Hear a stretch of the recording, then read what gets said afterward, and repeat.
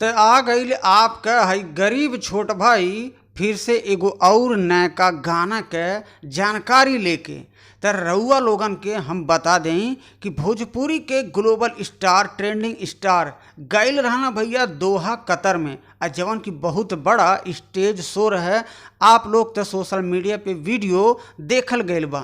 तो रउआ लोगन के बता दी कि हम अपने चैनल पे यह हमारे ना डली हैं कि गाना में कॉपीराइट आ जाता। तो रउआ लोगन के खातिर एगो गुड न्यूज लेके आ गए बाटी, जवन की भोजपुरी से सैड सॉन्ग आ रहा बा केसारी लाल यादव के आवाज़ में। अभी अभी कुछ घंटे पहले ही ई गानवा के पोस्टर लॉन्च भइल है।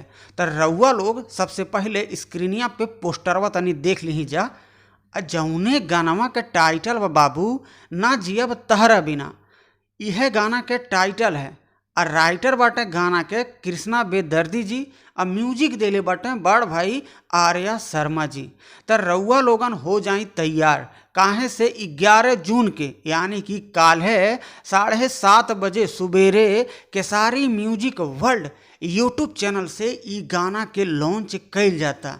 तो रउआ लोग हमेशा बनल रही जा यही चैनलवा पे। यही चैनलवा से हर दिन हम कोशिश करत रहीला कि रउआ लोगन तक नया नया गाना के अपडेट हमेशा पहुंचावत रही।